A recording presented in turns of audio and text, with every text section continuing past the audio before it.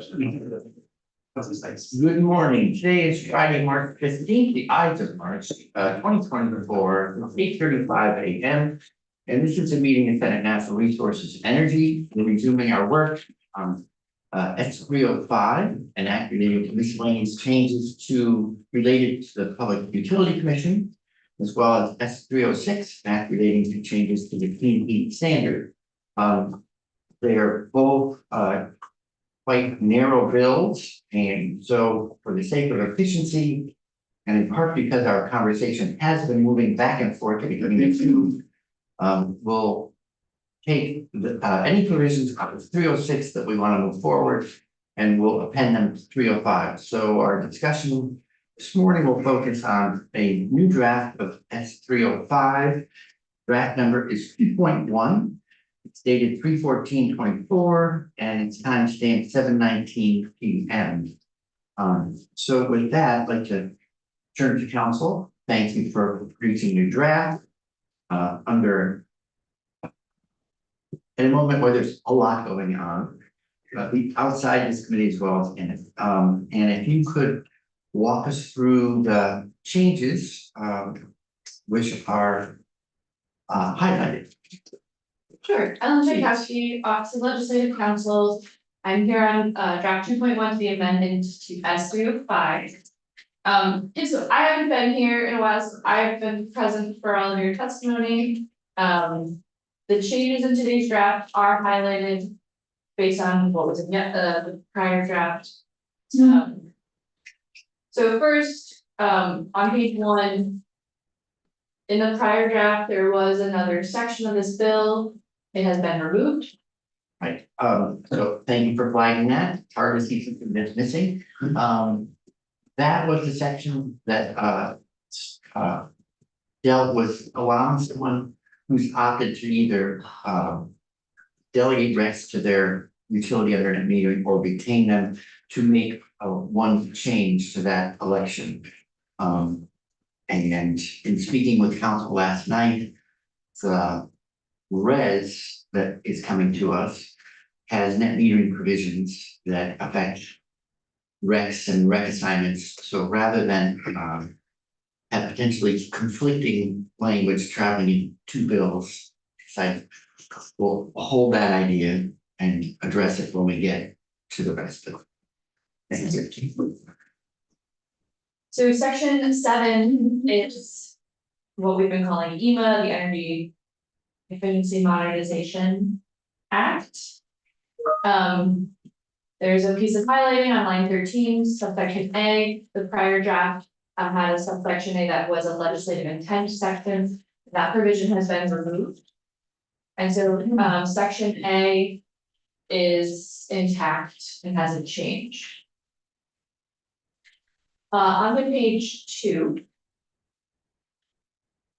Do you want to add something? No? Okay. Well, sure. I mean, thank you. I mean, we'll walk through it, and we did have 3 drafts under discussion yesterday in the room, and in essence, sort of edit 2 offered by the PUC, and that became the basis of moving this language forward. So it should look familiar to people. In essence, as for the most part, edit 2 as offered by the PUC yesterday. So subsection B has been rewritten a bit. So on page 2, notwithstanding any other provision of law or order of the PUC to the contrary, an entity appointed under 30 VSA section 209D2A may spend a portion of its electric resource acquisition budget in an amount not to exceed $2 million per year on programs, measures, and services that reduce greenhouse gas emissions in the thermal, energy, or transportation sectors that are complementary to other existing programs and are not in competition with electric utility energy transformation projects pursuant to Tier 3 and existing thermal efficiency programs. An entity spending a portion of its electric resource acquisition budget as outlined in this section shall submit notice of the amount and programs, measures, and services to the PUC. An entity spending a portion of its electric resource acquisition budget as outlined in the section shall submit notice of the amount of the annual acquisition budget to be spent pursuant to subsection B of the section to the PUC with a sworn statement attesting that the programs, measures, or services comply with the following criteria. And the criteria haven't changed. So I do just want to flag that this paragraph is a bit redundant. That has also been pointed out by the PUC. Yeah. So the new sentences are very redundant, so we probably should strike one of them. So starting on line 12. That is a very similar sentence to what's on line 16. 16 through 20. Yeah, Well, and also, 16 to 20 is slightly more elaborated, so. Yeah. And I think there's some discussion, we'll hear some discussion about further elaboration of notification. So, is anyone opposed to, if we're doing editing about notice, sharing information amongst interested parties, that we do it using 16 through 20 and just strike 12 to 14? Sounds good. Okay, so let's do that. Thank you. Oh, okay, well, there's a question here. Oh, yes, please. Peter Walk, VIT, do you want to know that you could strike all of the highlighted starting in line 9 because those are in the criteria that the 9 through 12 is in the criteria listed below.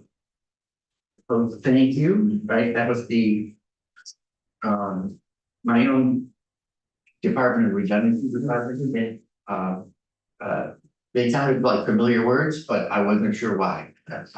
They're quite, they're quite. And just slow down a little bit, where do they reappear? on page 3 and 6. Oh, yeah, I mean, well, the whole subsection 3. Yeah. Okay, it's coming in now, she's in the room. Okay, so we would get 3 and we would remove.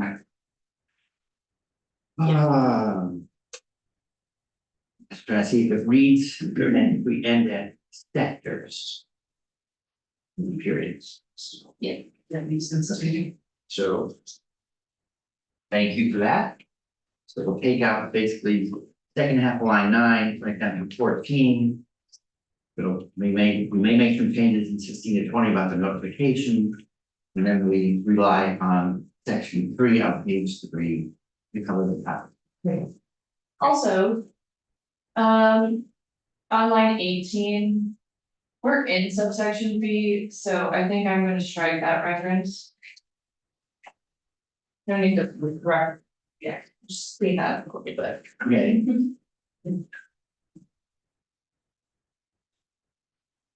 Might just say pursuant to this subsection. this section. Got it? Okay. Right, so then the criteria that we reinstated, the design criteria for DUs, for DUs participating in the pilot are all as before. And that takes us to page 4.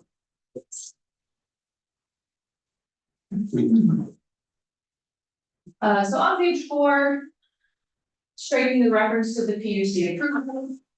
So an entity that provides a program, measure, or service pursuant to this section shall provide a program, measure, or service in cooperation with the retail electricity provider. Oh, yeah, On page 4, I know that's what I'm. Oh, I'm on. Sorry. sticking to the highlights, so. Also on this page, in subsection 2, we're striking that language which directs the PUC to develop standards and methodology for measuring the effectiveness of these programs. Okay. And then also striking subsection E, which requires the PUC to annually report on the programs that they've approved.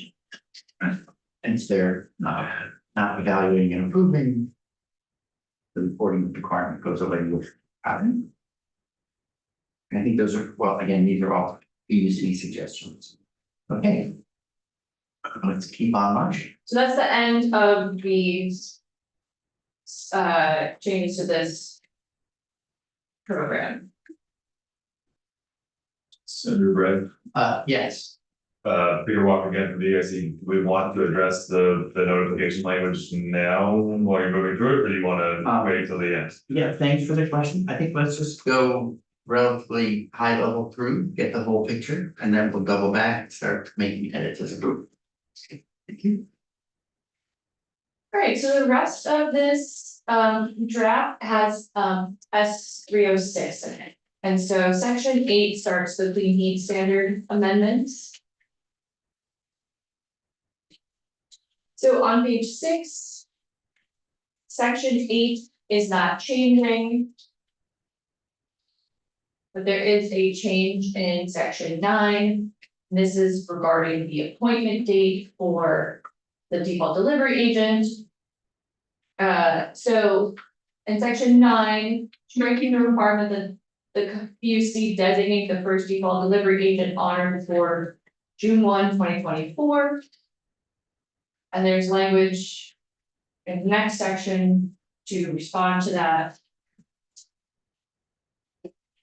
So, next on page 7.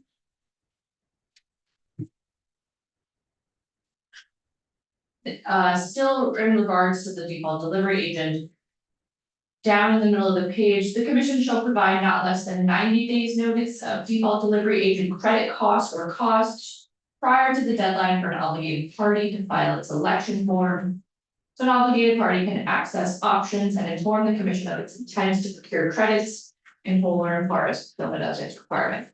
We're changing from 120 days to 90 days. Thank you. And then the next change, still in regard to the DDA, so back to the date that you were all discussing, now we're in the section on the budget for the default delivery agent. So there's new language on page 8. The commission shall approve the 3-year plan and associated budget for the default delivery agent by no later than September 1, 2025. Okay. The third item. Any questions in the committee or in the room about those 3 dates? Okay, Senator, yes, please. Peter Walker again, I did want to note the PUC recommended a good change on the date relative to the plan approval. That it'd be the first 3-year plan. Right. By no later than September 1, 2025, to make clear that this is a first instance and they can set the schedule in the future. Yeah. We would concur with that change. Okay, thanks for flagging that. Any question about making that further clarification? Thank you.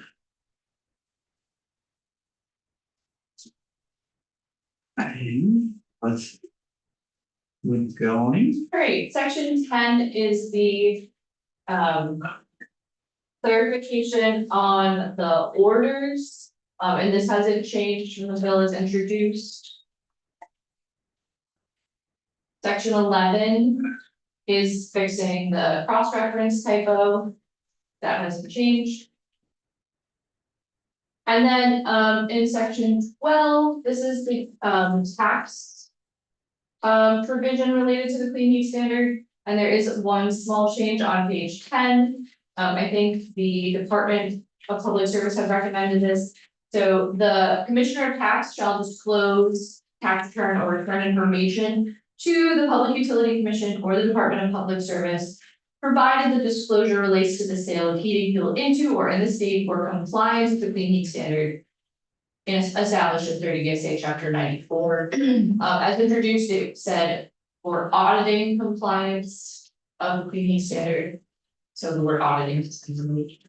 Mr. Sport indicated that unnecessarily limiting to call it an auditing. Compliance with the goal. Okay. Any questions on that? All right. Thank you very much. So with that, let's go back to the top and work our We way. do one thing on section 13. Yes, please. We talked about the effective dates, Oh, and yeah. July 1, 2024 for either the DDA and ideally the EMA sections of the. code. Yes, so, thanks, I did go to back to my flag that said change the date, so, the proposal would be to go on passage, especially since that June 1 date is looming. Anyone have a concern about going on passage? Okay, thank you.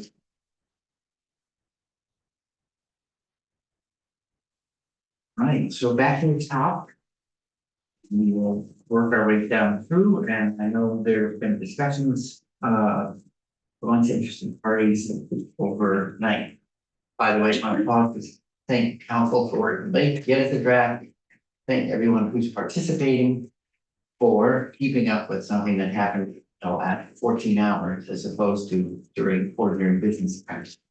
No, she's happy to do So happy with it. Also, Ruby, what else can I do? Sleep. Okay, so, coming down, so we've made decisions already on, the edits on lines 9 to 14, striking.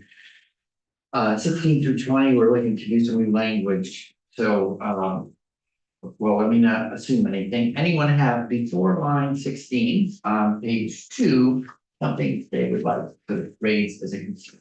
Yes. Responding to Lake Bailey with the Department of Public Service, again, we raised the concern that, the committee clarify whether the cap of $2 million is intended to apply to both Burlington Electric and efficiency. Proposed some language that was more reflective of the budget that BED has proposed for these programs. So, Mr. Springer is with us remotely. I don't know if you did respond to that, suggestion, and I think one thing I want to remind people is, as best I know, everyone has already filed their plans, although they're subject to change. You want to talk about this, being more specific about a limitation on the part of BED to make such, pilot, to elect pilot projects? Yes, good morning, everybody. Darren Springer, General Manager with Burlington Electric. Thanks for the opportunity to join again by Zoom. So we've had that $2 million cap language in not only in Act 44, but in, I believe, in the previous pilot, which was Act 151. And Burlington Electric obviously has a smaller energy efficiency program than Efficiency Vermont does, serving statewide. So typically we come in well below that $2 million annual cap. That said, I know that in Act 44, in language that is on page, it's existing language, not new language, but it's on page 5, on line 4 of page 5. The committee provided BED the ability to use our TEPF funds towards Act 44 programs, as well as our energy efficiency resource acquisition funds.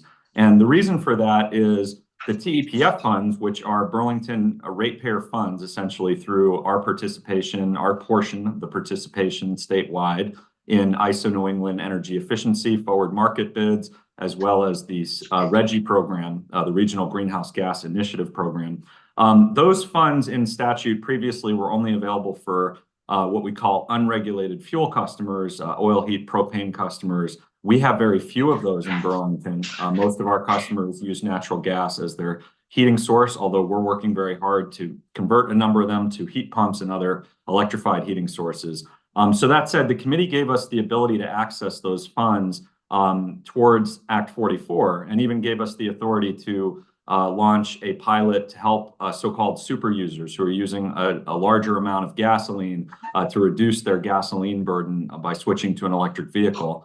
And I'm happy to share with the committee that we're actually in a position to announce that new program next week. So anyhow, my concern would be if we were to use the language that the department is proposing, limiting us to 10% of our resource acquisition budget, it would potentially conflict with our ability to utilize the full amount proposed in our budget for the TEPF as well as the resource acquisition. And just to use some numbers to make it a little more clear, I believe that the 10% of our resource acquisition language that the department had proposed would be roughly 800,000 over a 3-year period. And that would be consistent with our use of our resource acquisition budget plan, because we're planning to spend around 770 some odd thousand there. However, we have budgeted for another 600,000 of TEPF dollars to go towards Act 44 programs. So that would exceed that 10% threshold that the department is proposing. And it's conceivable we could have carry forward from TEPF dollars that are unspent in other areas that could appropriately be repurposed to support Act 44.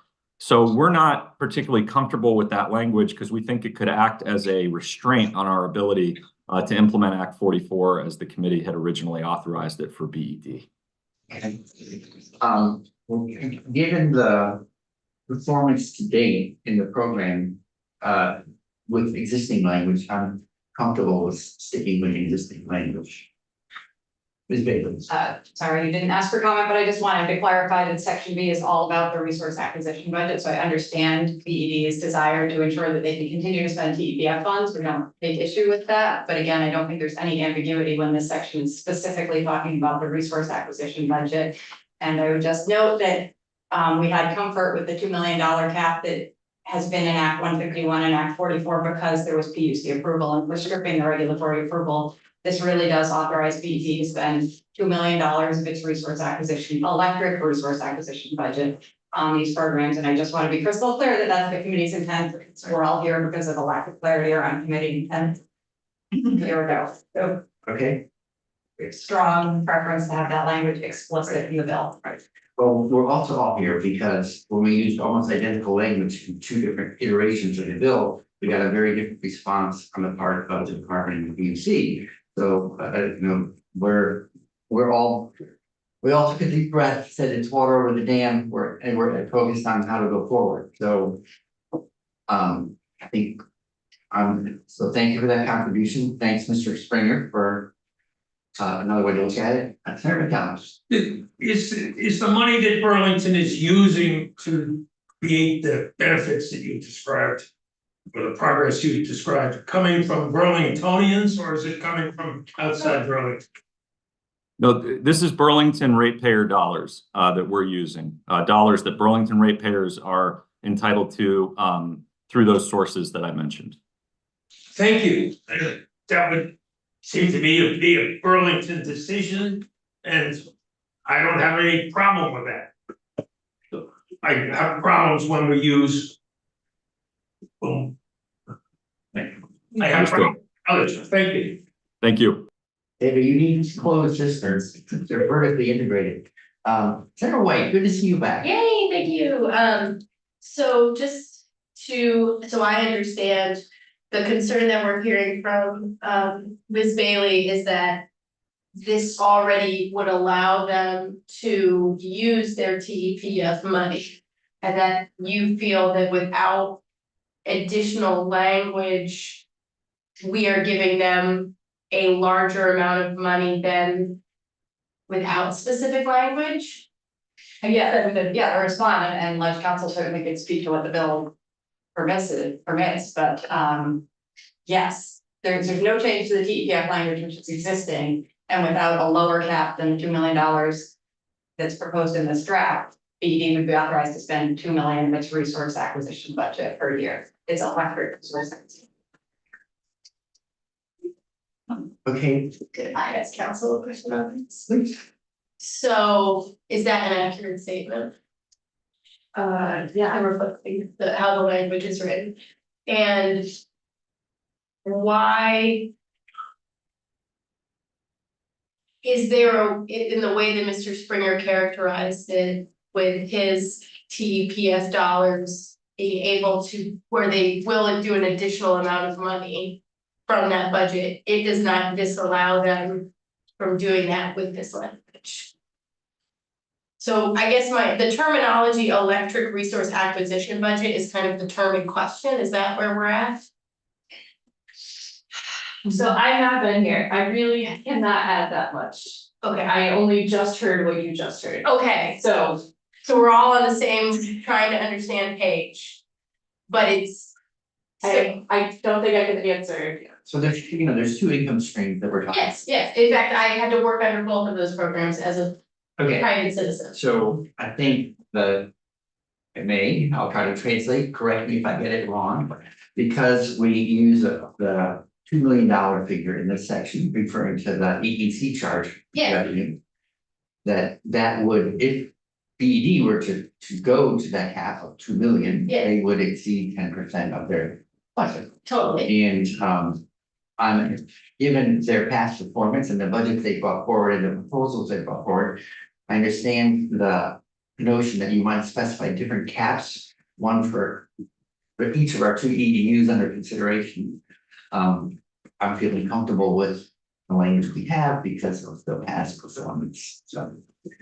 But that's the question, do you want to specify? Mr. Springer, you're the affected party, so fill us in. Well, if I may offer, we have no interest or intent to change the electric resource acquisition budget figure that we've offered over the 3-year period and that's been approved for 2024. We're spending roughly $250,000 or so annually of our electric resource acquisition budget on Act 44, plus some additional funds for administration. So as mentioned, we're going to come in at or below the $800,000 figure that the department was concerned about. However, if you add the TEPF, we certainly will not. And my main concern is that if this language was misinterpreted in any sort of further regulatory proceeding as being a 10% cap on our ability to spend on Act 44, as opposed to a resource acquisition only cap, then we would eliminate our ability to use the TEPF funds as the committee had previously intended.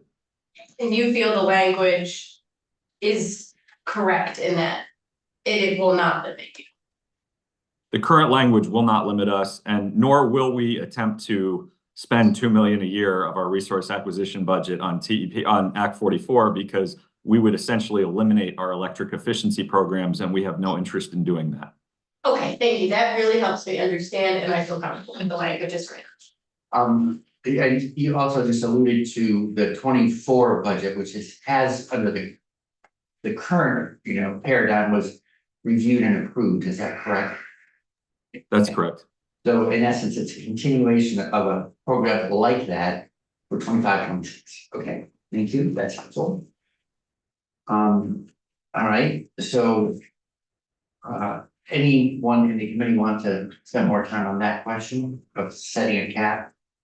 Okay. That brings us back to 16 through 20, which is about notification and attestations about what that the program will follow the criteria that follow on page 3 and beyond. So there was some conversation about how to make sure that all interested parties were aware of the work going on. The GMP expressions in this one, so let's start there and we'll go around the room and hear from people about how we might Yeah, Candace Morgan. change something Yeah. here. Candace Morgan from Green Mountain Power, thank you for the time this morning. I just wanted to indicate that we're supportive of one of the PUC recommendations related to notification. To expand it to include the Department of Public Service, the distribution utilities, and DIPSA, just because they have to be captured as part of that list as well. When we're talking about when they're sending that information over to the PUC, I think just because it's taking away the PUC oversight and approval, we just want to make sure that there's still a process to understand what's being proposed and continue to work on as part of this. So, we had talked about some specific things that notice can include, but in the interest of time, I think for right now, just indicating that those are such should receive that, and then we can kind of fine tune the language going forward as needed. The PUC's language, Mr. Nauer, did it come from, I'm just opening email so I can check back in. I know that there's quite a thread going. Is it from you? Should I look for something from you, or is it from Steph Hoffman, or? I believe Chair McNamara sent an email early this morning. Oh, that's right. Thank you very much. I think the only, there's already discussion of changing the subsection wording, and so we're good with that. I would also suggest adding the word resource. So we're talking about the resource acquisition budget that would go at the beginning of line 18. Okay, did you catch that one? Thank you, Mr. Nauer.